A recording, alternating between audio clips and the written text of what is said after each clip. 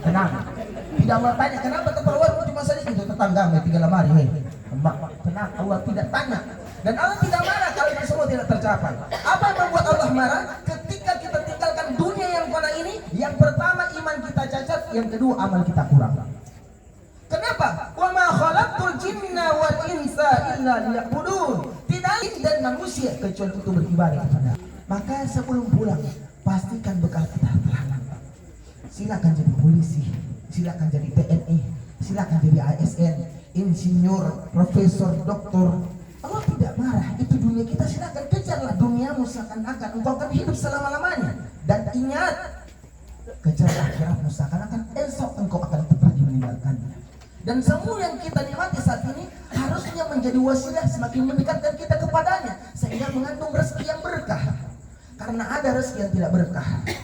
Yang bagaimana itu? Yang membuat kita lupa kepada Allah dan membuat kita lupa bahwa ini hanya titipan sementara.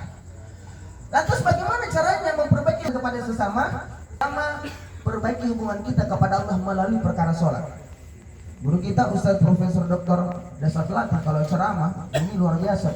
Masalah sholat ini beliau kupas, apapun momennya selalu beliau. Ternyata kata almarhum Kiai Haji Saduddin Ansir, rahasia yang ada di dalam surah Al-Fatihah. Apa itu Ustaz? Iyyaka na'budu wa iyyaka nasta'in. Hafal mati kita. Hanya kepadamu ya Allah kami beribadah, dan hanya kepadamu ya Allah kami berharap pertolongan. Kalau ibadah kita totalitas karena Allah, maka pertolongan akan datang. Kalau ibadah kita semata-mata mencari dan mengharap ridha Allah, maka kemudahan urusan, kelancaran rezeki akan mengampuni. Kenapa kita diajak sholat oleh Allah? Allah tahu kita punya masalah masih banyak. Keperluan kehidupan masih menumpuk, belum tercapai, belum terrealisasi. Anak-anak kadang-kadang tidak sejalan dengan apa yang kita harapkan. Rumah tangga seringkali goyang. Maka Allah ajak, wasta'inu bis-sabri was-shalah. Carilah pertolongan Allah dengan sabar dan sholat. Ustaz, kalau saya jaga sholat, Ustaz, tutumaninna di awal waktu, apa kira-kira Allah berikan kepada saya? Tidak jauh-jauh ada pada panggilan kedua jawabannya. Apa itu? Hayya 'alal falah, mari kesejahteraan, ketenteraman. Ternyata rahasia kehidupan kau penuhi hayya 'alas shalah, kau dapatkan hayya 'alal falah. Hayya 'ala pedagang. Tidak ada kebahagiaan hidup dalam agama secara sempurna di dunia ini hanya dalam amal agama secara sempurna. Maka ini kita perbaiki. Kalau bagus sholat kita, insya Allah Allah akan perbaiki setiap persoalan yang ada dalam rumah tangga kita. Sebaliknya Pak Bu, kalau sholat sudah kita sepelekan, kalau sholat tidak menjadi prioritas dalam kehidupan, maka jangan pernah harapkan ketenangan, keberkahan, kedamaian akan hadir. Justru kalau kampung kita mau kena bala bencana, pasti akan turun, tidak terhindar. Makanya ada satu kisah luar biasa. Kisah ini sering saya ceritakan, berasal dari Gorontalo. Wallahi kebenaran kisah ini ada hikmah yang bisa kita petik. Ada satu imam Pak Bu, kurang lebih itu dia jadi imam di Gorontalo 20 tahun di kompleks BTN. Habis itu dia azan tiap hari. Dia azan tiap hari menunggu iqamah, dia kasih 5 menit sampai dengan 10 menit. Kadang-kadang dia lebihkan 15 menit, tapi yang datang bisa itu terus saja. Itu terus saja. Tidak pernah 2 saf, pagi-pagi itu 1 saf. Kecuali hari-hari Jumat dan lain sebagainya. Ini Pak Imam risau. Kalau turun bala, turun bencana, nggak satu rata kena semua imam. Tidak pandang di situ ada orang sholat, karena lebih banyak yang tidak sholat. Maka tiba-tiba dia pulang ke rumah habis sholat subuh, berpikir dapat ide jam 7 pagi, berangkat pulang ke masjid. Apa yang dilakukan di masjid? Sampai di masjid semua sound system volume dia kasih full, itu angkanya full semua. Kebetulan ada toa yang baru dibeli, dia pasang di ampas sudut. Ada salon-salon pesta yang kadang-kadang dipinjam untuk pesta kampanye, dia sambung. Yang kira-kira kalau dia baca seluruh satu kampung bisa dengar. Bagaimana kancangnya itu? Kancang, kadang-kadang sound sistem kampanye. Begitu sudah mantap, Pak Imam lihat jam 8 pagi, mulai dia bagi azan lohor jam 8 pagi. Allahu Akbar, Allahu Akbar. Kita kan orang satu kampung Pak. Ya Pak Imam ini masih jam 8 pagi sudah azan lohor. Orang ramai orang berkumpul di masjid. Pak Imam, sadar Pak Imam, tobat Pak Imam, jangan undang bala, istighfar Pak Imam. Pak Imam udah pusing, dia bagi azan selesai. Begitu selesai ramai orang berkumpul hang masjid, jangan-jangan Pak Imam mau aliran baru. Begitu selesai bahasan Pak Imam keluar tanya, siapa disuruh istighfar? Siapa diulang membala? Siapa dibilang tsunami? Siapa dibilang berdosa? Pak kita asal tepat waktu, ngoni-ngoni tidak pernah mau datang. Begitu kita bagi asal lohor jam 8 pagi, semua ngoni berkumpul. Kalau begitu, mulai besok lohor jam 8. Pak Imam, sepi masjid bagi lohor jam 8 besok. Begitu dan begitu Pak orang mau komil tadi disindir itu. Komil juga. Ketika azan dikumandangkan yang panggil kita Allah. Apa dalilnya? Idza zamitan nida fa'ajib daya. Ya Rasul, di mana nanti tempatnya orang itu? Apa kata Rasulullah? Huwa finnar. Dia di neraka. Bagus hubungannya kepada Allah ya Rasulullah. Huwa finnar. Dia di neraka. Kenapa bisa di neraka? Karena kata Rasulullah SAW di akhirat kala akan ada orang-orang yang bangkrut. Siapa orang-orang yang bangkrut, Ustaz? Mereka yang hubungannya kepada Allah bagus. Pahala sholatnya, hajinya, umrohnya, bolak-balik, semua amal ibadahnya dengan berhubungan dengan Allah bagus, tidak perlu dilakukan. Tapi ternyata ada hak-hak orang yang pernah dia ambil, ada orang pernah dia zolimi, ada orang pernah dia sakiti hatinya, ada orang-orang yang pernah terjerumus karenanya. Begitu sampai di pengadilan Allah, ternyata orang-orang teriak, ya Rabb, limadha? Betul fulan bagus hubungannya kepadamu, tapi dia punya muamalah dengan kami belum selesai. Dipanggil, jangan laju sekali, kamu ke mana? Mau ke surga. Ini ada orang menuntut. Kau kenal dia? Saya kenal. Siapa? Sudah tetangga. Dia datang menuntut. Apa tuntutanmu? Dia punya utang belum dia bayar. Padahal ya Rob, dulu dibilang di dunia waktu dia pinjam dulu 100 supaya hubungan tidak putus. Begitu saya kasih pinjam kembali, nasi saya batagi, Mak. Dia bilang tidak ada doinya. Dia bilang tidak ada doinya, tidak masalah. Yang bikin masalah dia bilang tidak ada doinya. Bapak pos kiri kanan jalan ini hilu makan terus. Sakit hati saya balik. Dia bilang tidak ada doinya, utangnya dia ingat. Dibuka CCTV Allah. Apa CCTV Allah dalam tubuh kita ini Bapak Ibu? CCTV Allah yang senantiasa aktif merekam aktivitas kita 24 jam. Buka surah Yasin ayat 65. Al-yawma nahtimu ala afwahihim wa tukallimuna aydihim wa tashhadu arjuluhum ila akhir ayat. Di hari kemudian nanti Bapak Ibu, di mana mulut ini dikunci rapat-rapat, lalu berkata kedua tangannya terhadap apa yang pernah dilakukan, apa yang pernah diambil, apa yang pernah dizolimi, sampai pada tanda tangan palsu, stempel-stempel palsu, semua bersaksi. Belum selesai sampai di situ teriak kedua kaki, wahai tangan, cepat, kami juga ingin memberikan kesaksian. Belum selesai, ternyata orang ini lebih berat amal buruknya. Maka Bapak Ibu, sebelum tidur malam, coba haga-haga itu tangan. Jangan-jangan hari-hari baku bawa dengan kita, orang baru bilang baku bawa, kau nanti di hadapan Allah kedua tangan dan kakinya bersaksi yang kesaksiannya kita tidak enak untuk mendengarkan. Ambil 3 jengkal tanahku. Saya bilang kau zalim. Ternyata sampai di pengadilan dunia saya tetap kalah. Apalah daya, saya tidak punya organ. Tapi ternyata apa yang dia bilang boleh jadi saya kalah di dunia saat ini, tapi sampai ketemu di pengadilan Allah. Pengadilan Allah tidak ada orang dalam. Begitu dibuka CCTV Allah ternyata betul. Karena persoalan 3 jengkal dipindahkan lagi amal solehnya yang lain. Datang lagi orang yang lain menagih. Ya Rabbi, saya juga orang yang pernah dizolimi. Kapan? Ketika dia menduduki suatu jabatan. Terus tidak ada salahku, mungkin karena cuma jengkel, dia mutasi saya jauh-jauh. Subhanallah. Apa yang terjadi? Dipindahkan lagi amal solehnya. Sudah habis amal solehnya ini, habis, tinggal capuk. Masih banyak orang-orang antrian. Karena antrian terpanjang itu bukan antrian tabung gas, bukan antrian pom bensin, bukan antrian BLT, antrian untuk mengembalikan hak-hak orang yang pernah kita ambil. Sejak kapan? Sejak kita balik sampai dengan kita meninggal dunia. Hitung-hitung sudah habis nih. Karena pengadilan Allah adalah pengadilan yang sangat adil, maka apa yang terjadi? Dosa-dosa orang yang menuntut dipikulkan kepadanya. Kata Nabi SAW, inilah orang yang bangkrut. Banyak amal solehnya habis dibagi-bagi. Ternyata tidak cukup Bapak Ibu memperbaiki hubungan kepada Allah. Ada hubungan kepada sesama yang perlu kita jaga. Kemarin malam saya mengisi tablik akbar 1 Muharram di Oguamas, Sojol Utara. Saya bahas perkara ini dalam ribuan orang yang hadir. Yang luar biasa. Memang bagus hubungan kita kepada Allah, tapi rusak kepada sesama tidak ada gunanya. Lalu bagaimana solusinya, Ustaz? Rasulullah memberikan tips. Khairun nas anfa'uhum linnas. Sebaik-baik manusia adalah yang paling bermanfaat bagi sesama, bukan memanfaatkan sesama. Ini yang beda. Oh, kita kadang-kadang Pak, kalau sudah masih ada manfaatnya, masih berdekat, masih merapat. Nah, begitu sudah tiada pangkat jabatan terus ditinggalkan sudah. Jangan seperti itu. Jadilah manusia terbaik. Yang bagaimana ciri-ciri manusia terbaik? Kalau dia hadir, orang senang dengan kehadirannya. Kalau dia ada, orang bahagia dengan keberadaannya. Jadi kalau mau tahu kita orang baik, simpel. Kapan keberadaan kita membuat orang senang, bersyukur dalam hati, berarti kita termasuk orang baik, insya Allah. Tapi kapan kita datang, orang berani datang lagi dia. Kenapa? Kok tidak datang itu? Susupo. Oh, pantas.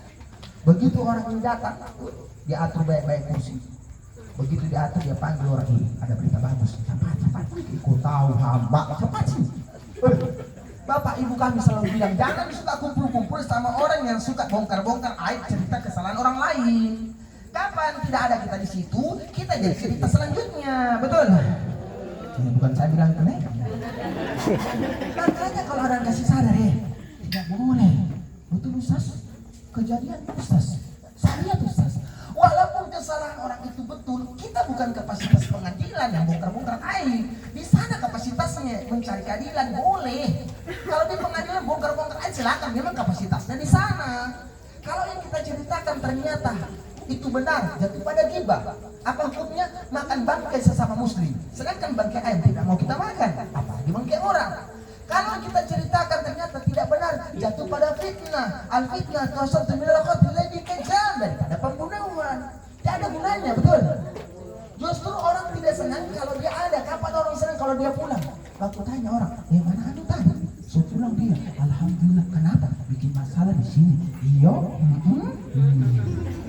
Begitu terdengar kabar, kecelakaan dia jatuh di got, orang teriak semua alhamdulillah. Bisi bohong. Itu apa? Semoga kita tidak jadi orang demikian. Amin. Jadilah manusia terbaik. Yang kalau dia tiada orang rindu. Yang kalau dia hadir kata-katanya menginspirasi, memotivasi. Ada orang susah ditolong, ada orang butuh bantuan dibantu. Yang kalau dia hadir betul-betul memberikan penyegaran, informasi, edukasi dan lain sebagainya. Kalau dia sakit orang jenuh. Kalau dia terdengar kabar meninggal dunia. Kenapa angka 2 Ustaz? Ya karena saya tim safari provinsi dan tim safari Pemkot. Ya, sama ya. Lupakan 2 hal dan ingat salah 2 hal. Apa yang harus kita lupakan? Yang pertama, lupakan kebaikan-kebaikan yang pernah kita lakukan. Pak Bu, kalau pernah tolong orang, ya sudah lupakan. Pernah bangun masjid, bangun sekolah, pernah membantu karir-karir orang dalam kehidupan pekerjaan, ya sudah lupakan kebaikan-kebaikan kita. Tidak usah kita sebut-sebut. Kalau bukan saya bangun masjid lalu itu tidak begitu modelnya. Astagfirullah. Kalau bukan saya menjabat itu tidak tasawuf jalan ini. Astagfirullah. Kalau bukan saya di kota Pati itu saya lalu mengangkat itu. Astagfirullah. Jangan Bapak Ibu. Kenapa? Nanti habis amal kita. Betul. Makanya nanti banyak yang protes di hadapan Allah. Ya Allah, mana semua amal kebaikan yang kami lakukan semasa hidup di dunia. Kata malaikat, terhapus oleh dia yang ada dalam dunia. Ustaz, sakit hatiku Ustaz. Kenapa? Memang dia sukses itu kami yang bantu, dia berhasil kami yang tolong, dia terpilih kami yang mati-matian. Ternyata begitu berhasil Ustaz, dia jaya Ustaz, dia lupakan kami. Tidak apa-apa Pak, tidak apa-apa. Karena memang dalam kehidupan ini kita akan dipertemukan dengan orang berwajah 2. Dalam kehidupan ini kita akan ketemu dengan orang-orang berwajah 2. Maksudnya 2 mukanya Ustaz? Bukan. Maksudnya di hadapan kita dia berjalan bagaikan kawan. Di hadapan kita dia puji, dia sanjung, dia angkat, dia patente kita. Masalah Pak Haji kalau bukan komiu, pokoknya komiu boleh orang senang di sini. Oh, Masya Allah. Bu Haji, kalau bukan komiu tadi, tidak sukses acara ini. Pokoknya komiu boleh orang senang di sini. Begitu kita pulang dia bilang pret. Begitu kita pulang dia bilang pret. Ada orang begitu? Ya sudah, lupakan kebaikan kita, biarkan saja mereka begitu. Sudah kita lupakan kebaikan kita. Yang kedua apa lagi? Lupakan kesalahan-kesalahan orang. Pernah ditipu, pernah dikhianati, pernah dizolimi, pernah diperlakukan tidak baik. Ada orang sudah kita bantu, sudah kita tolong, justru kita yang dia benci. Pernah? Sudah kita bantu setengah mati, justru kita yang benci. Pernah? Ada, banyak. Ya sudah, lupakan saja. Tidak usah berdendam, tidak ada gunanya. Karena memang dalam kehidupan ini Bapak Ibu, sebaik apapun kita pasti ada yang tidak suka satu dua orang, betul? Sebagaimana baginda mulia Rasulullah Sallallahu Alaihi Wasallam, manusia paling baik akhlaknya, betul? Rasulullah manusia paling baik budi pekertinya, betul? Paling mulia, bahkan dipuji langsung dari Al-Quran. Tapi ada juga yang tidak suka dengan Rasulullah. Buktinya Ustaz, ada Abu Jahal, Abu Lahab, Abu Gosok, Abu apa kalau cuma kita. Jadi kalau sudah melakukan kebaikan Bapak Ibu, ada saja satu dua orang yang tidak suka, tidak senang dengan kita, biarkan saja, berarti hatinya mereka memang bermasalah. Namun pun pentingnya jangan biarkan hati kita kotor karena ikut membenci orang lain. Insya Allah. Lanjut. Kita bagi yang pernah tolong kita. Ada orang pernah berjasa di tengah-tengah karir kehidupan kita. Ada orang pernah menolong keluarga kita. Ingat semua kebaikan-kebaikan mereka. Lalu supaya apa? Sewaktu-waktu Allah berikan kita rezeki, bisa juga berbalas budi kepadanya, sehingga kita tidak lupa seperti kacang lupa akan kulitnya. Insya Allah, pandai kita berterima kasih. Ingat yang kedua apa lagi? Ingat dosa-dosa dan kesalahan kita. Saya bilang kalau orang punya salah, punya dosa, tapi kalau kita pernah nipu, kita pernah jahat, kita pernah zolim, kita pernah tidak amanah, kita pernah ambil hak milik orang, kita pernah zolim kepada hak orang. Ingat semua kesalahan-kesalahan itu, lalu jadikan sebagai bahan muhasabah, tazkiyatun nafs, introspeksi diri, sehingga kita bisa jauh lebih baik lagi ke depannya. Insya Allah. Mau pulang kita, tidak ada tinggal selama di dunia ini, maka harus punya bekal yang terbaik. Hablum minallah wa hablum minannas. Kemudian selanjutnya kata Nabi Sallallahu Alaihi Wasallam, afsus salam, tebarkan salam. Dimanapun kalian berada Bapak Ibu, dimanapun kalian pergi, selalu budayakan senyum sapa, tegur salam. Keluar dari rumah ketemu dengan tetangga, assalamualaikum, waalaikumsalam, masya Allah. Jalan ke pasar, yang mesra-mesra toh, ya kan? Iya, karena orang iklan. Orang romantis betul, masya Allah. Apalagi kalau suami istri begitu keluar dari rumah suaminya, sebelum suaminya turun dari tangga dari rumah, ini tips, siapa yang ingin dimudahkan rezeki suaminya, amalkan ini. Sebelum suamimu pergi bekerja, antar sampai depan pintu, cium tangan suami.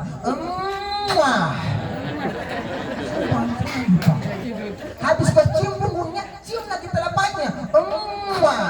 Kenapa? Di situ ATM-mu, situ sertifikat tanahmu, situ ya mak bola balik cium. Suami sebelum kau tinggalkan rumahmu, sedekah dulu sama istrimu. Apa sedekah suami? Begitu habis di tangan cium bola balik, sini rapatkan jidat sedikit. Kecup jidat sang istri, kecupan. Kalau ada tetangga yang sakit hati dia itu tambah tensinya. Biarkan saja.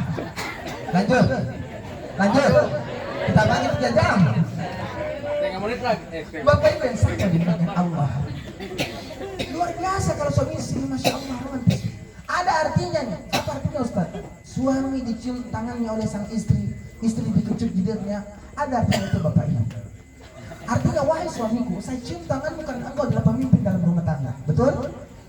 Wahai suamiku, saya berharap dengan tangan yang saya cium itu kau cari rezeki halal di luar sana. Kami anak istrimu rina kelaparan, kami rina tidak makan, asal jangan kau bawa rezeki haram ke dalam rumah. Itu artinya dalam, betul, dalam sekali.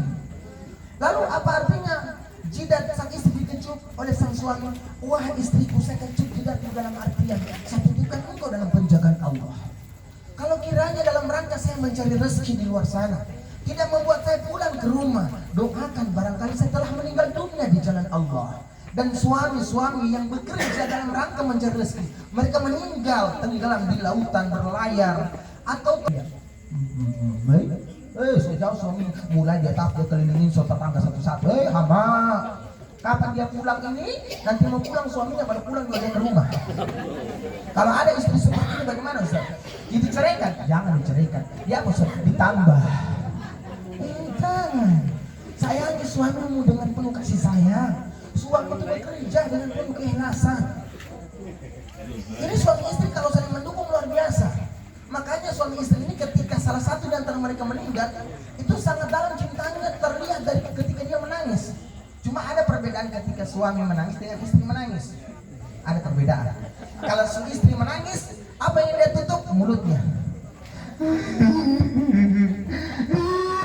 Kenapa dia tutup mulutnya? Dia ingat kasih cintanya, suka dukanya dengan suami, dan dia berpikir bagaimana nanti ke depannya. Kalau suami meninggal istrinya, apa yang dia tutup? Matanya. Dia buka sedikit. Ser-ser memang mana gantinya? Kenapa istri menangis dia tutup mulutnya? Seakan-akan dia sadar dosanya paling banyak telah menyakiti hati suaminya dari mulutnya. Betul? Kenapa sang suami sadar? Kenapa dia menangis dia tutup matanya? Dia sadar dosa paling banyak lagi di mata. Maka coba mari kembali kita saling berkasih sayang. Kehidupan ini simpel, perbanyak senyum di kiri kanan Bapak Ibu, Masya Allah, murah senyum luar biasa. Makanya mulai hari ini dimanapun kita berada budayakan. Dan kata Rasulullah, senyummu di hadapan saudaramu laga sedekah merupakan sedekah. Tidak bagi uang, ternyata ada satu amalan yang bernilai pahala sedekah. Apa tuh? Senyum. Senyum sendiri. Tapi ada tahu orang senyum dan lain-lain. Yang bagaimana itu? Tetangganya beli mobil baru, senyum juga dia, senyum. Tetangganya naik pangkatnya, senyum juga, senyum. Tapi tangga sebelah mulutnya. Tetangganya renovasi rumah baru, senyum juga dia, tak angkat mulutnya. Kadang-kadang dia fitnah orang. Saya tahu itu bangun rumah baru. Kau tidak tahu kan? Kenapa? Kau tidak tahu suami istri itu? Kenapa? Saya perhatikan suami istri kalau malam. Kenapa? Jangan kasih tahu orang. Kenapa? Jaga lilin. Kenapa? Jaga lilin. Kenapa jaga lilin? Siapa tahu mati lampu di rumahnya. Dia fitnah orang ngepet. Tidak ada gunanya Bapak Ibu kalau dalam hidup ini hanya kita cari-cari kesalahan orang. Karena tidak ada orang tidak punya salah, betul? Oleh karena itu kalau lihat orang naik rezekinya, masih pun dan lain, doakan, jangan iri, jangan dengki. Kalau dia laki-laki, boleh kita panggil dengan sebutan syekh. Suka bagi-bagi uang, suka membangun, suka memberi, panggil dengan sebutan syekh. Terima kasih syekh. Syekh itu artinya tiga, wahai orang berilmu, wahai orang tua yang dermawan, yang ketiga wahai orang kaya. Jadi kalau ada orang bagi-bagi rezeki, bagi-bagi uang, terima kasih syekh. Artinya ya Allah kayakan dia selalu, jadikan dia dermawan, dan jadikan kami seperti dia kaya dan dermawan. Sebaliknya kalau ada orang kikir, pelit, dia tidak suka bagi-bagi, kita panggil juga dengan sebutan syekh. Cuma ada lanjutannya sedikit. Apa Ustaz? Syekh. Bapak Ibu yang saya mendengarkan Allah, banyak hal yang saya sampaikan karena waktu kita terbatas. Insya Allah dan waktu kita akan jumpa kembali supaya diulang saya. Maka mari sejenak Bapak Ibu kita doakan almarhumah yang telah mendahului kita. Semoga Allah lapangkan kuburannya,